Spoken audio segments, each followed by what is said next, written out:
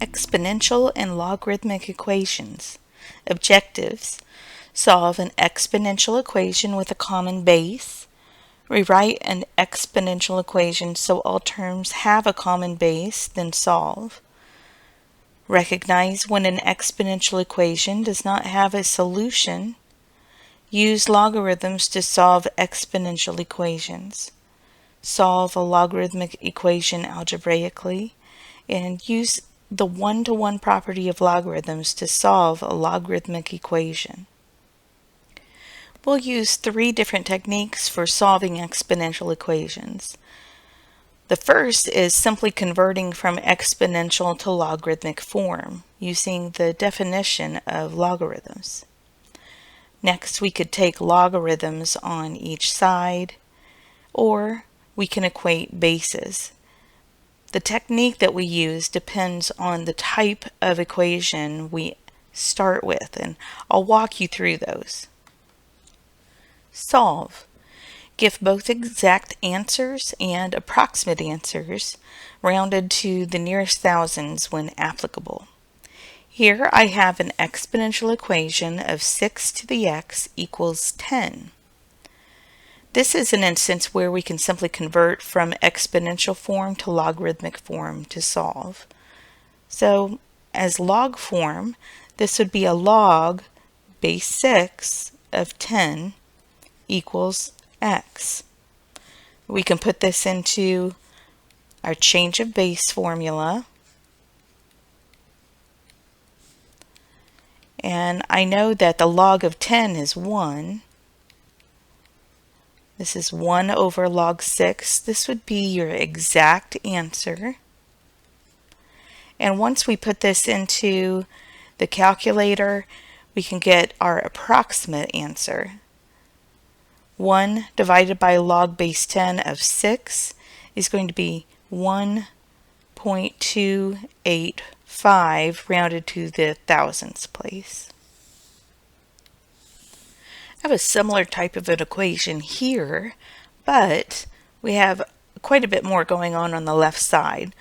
My goal here is going to be first to isolate the exponential expression, which is simply the 5 to the x. My first thing that I'll do is subtract 1 from both sides. So I'll have 2 times 5 to the x equals 8. Now, remember, I am isolating 5 to the x, so I need to get rid of this 2. That 2 is attached by multiplication, so I'll divide both sides by 2. This gives me 5 to the x equals 4. So I'll just put this into log form. This will be a log base 5 of 4 equals x. If I put that in the change of base formula, I'll have log base 10 of 4 over log base 10 of 5. Remember, you could use natural logs on this as well. This is my exact answer. And my approximate answer, when I put this into the calculator, is about 0.861. That's my approximate. Here I have 2 exponential expressions. One thing I want to point out here is that the bases are not a common base. So here I will be taking the log of both sides. This will be log of 3 to the x minus 3 equals log of 2 to the 3x plus 1. Now it seems like we've made more of a mess of the problem, but remember, we have some properties of logs that's going to make this a lot better. When I have an exponent on my argument in logarithms, remember we have the power product where we can take that and make that the coefficient of the log. Okay, we've got this, that we can make the coefficient of the log. Make sure that you put that in parentheses. So the whole thing is multiplying the log.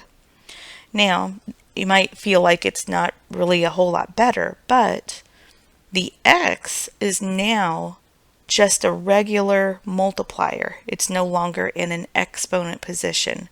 And that's why that property is so helpful. Okay, now we've got to really kind of get this expanded. It'll look messy for a little bit. But I'm going to go ahead and multiply log 3 through the x minus 3. So I'll have x log 3 minus 3 log 3. And on the right side, the same thing. I'm going to have to multiply the log 2 through 3x plus 1. So I'll have 3x log 2 plus 1 times log 2. There we are. Okay, now we have quite a bit of stuff going on now, but focus in on the terms that have x in them. What we're going to do is make sure that we get those on the same side, and the other terms we'll get on the other side. So I'm going to take x log 3, I'm going to subtract 3x log 2 from both sides. I'm going to add this 3 log 3 so that it gets moved to the other side, and I still already have that log 2 there. Okay, now I'm in a good position. I have both of the variable terms on the left, and on the right it's just constants. So at this point I need to factor out the x on the left side. That's going to give me x log 3 minus 3 log 2 equals 3 log 3 plus log 2. Alright, now I can divide by all the stuff that was with the log. This makes this x equals 3 log 3 plus log 2. That's over log 3 minus 3 log 2. Now if you wanted, you could go ahead and get this all kind of put together here. We could put this 3 exponent back up on the 3, and then go ahead and write the top as a single log where that 3 cubed and the 2 are multiplied, and similar on the bottom. Or you could just stick with this. This is your exact answer, and when I put this into the calculator I get approximately 4.067, and you're finished. Here's an exponential equation. We need to go ahead and combine the terms on the left side. We're multiplying those. So remember, when you're multiplying numbers of the same base, you add the exponent. We have e to the 3x minus 3 times e to the negative 5x. So this will be the constant coefficient of 3 in front times e to the negative 2x minus 3 after we add those exponents. At this point I can go ahead and take the log of both sides. Now this has base e, so I'm going to want to take the natural log. This is going to be natural log of 3e to the negative 2x minus 3 equals the natural log of 2e. Here I have multiplication in between that, so using the properties of logs I can separate this as the natural log of 3 plus the natural log of e to the negative 2x minus 3. This is equal to the natural log of 2 plus the natural log of e. So this is the natural log of 3 plus, using the power rule here, this is going to be the coefficient of that log. This will be then a negative 2x minus 3 times the natural log of e equals the natural log of 2 plus natural log of e, I know, is 1. Okay, let's go back over here. I see natural log of e here as well. So this ends up being just 1.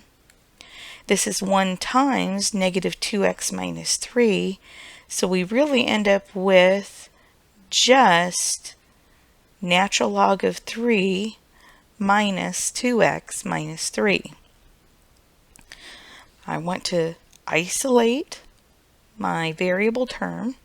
So this is a negative 2x equals natural log of 2, subtracting the natural log of 3, and I'll add 3 to both sides so that this natural log of 3 and the minus 3 are gone from the left side. I'm going to divide both sides by negative 2, and I get x equals natural log of 2 minus the natural log of 3 plus 4 over negative 2. And we could combine these logs here by making this the natural log of 2/3. If you wanted to, that would be another form of the exact answer, but this is acceptable as your exact answer. And putting this into the calculator, I'm going to get a negative 1.797. Now we're on to solving logarithmic equations. Our techniques here are the idea of converting from logarithmic to exponential form, just using the definition of the log. And the other is just to equate arguments. Here is an example of one of the types of equations. Log base x of 27 equals 3. I'm looking at this and I think, well, there's not much that I can do with this one in the form that it's in. So I'll go ahead and convert to exponential form. This would be x cubed equals 27. Now we have this in a form, we can go ahead and take the cube root of both sides. So I'll take the cube root, both sides here, and x will then be 3. So the log base 3 of 27 is 3. Here is a similar problem, but it is a little different in that the x is not the base. So the base is 5 and x is actually the argument of the log. But again, we're at a place where we can't really do much to solve this in log form, so we want to go ahead and change to exponential form. In exponential form, just by using the definition of the log, is the base of 5 to the exponent of 2 is equal to x.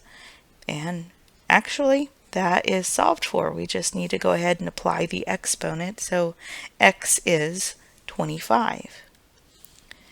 Very similar here. We're going to need to convert this to exponential form. So this is 8 to the 1/3 equals x plus 3. Now 8 to the 1/3 is the cube root of 8, which is 2. So 2 equals x plus 3. That means x is negative 1. And this problem is a little bit more complicated, but we'll go ahead and stick with that technique of changing to exponential form. So I have here the base is 2, the exponent is 3, and the argument is this. I'm going to go ahead and multiply it out so that I can get on to the next step here. So 2 cubed is 8, which is x squared plus 3x minus 10. It's quadratic. I see the square there. So I'm going to go ahead and subtract 8 from both sides to get this equal to 0. And then we'll factor and solve. So 0 is x plus 6 times x minus 3. So I get an x of negative 6 from that first factor, and I get an x of 3 from the second factor. Now, this is where we have to check and make sure, because we have an answer here of negative 6. Negative 6 is not going to work here because it would make this argument negative. And remember, we can't have negative arguments. Same here. So we're going to have to throw that out. It's an extraneous solution. And if we look at 3 here would be okay. Here, 3 would be okay. So if we have an answer that causes our argument to be negative or to be 0, then we cannot use that answer. And we want to stick with the ones that would give us positive arguments. This goes back to just the domain of a logarithmic function. The domain is that the argument has to be positive. Now here I have two separate logs on the left side and a constant on the right. If this was more of the form where I had a single log on the left side, then I could just put this into exponential form. But we can't do that here. What we can do is go ahead and combine these logs. They're both of base 4. So we have that property that says I can write it as a single log and multiply the arguments. So here we are, and now we're at a place where we can just put this into exponential form. So I have 4 squared equals x squared minus 6x.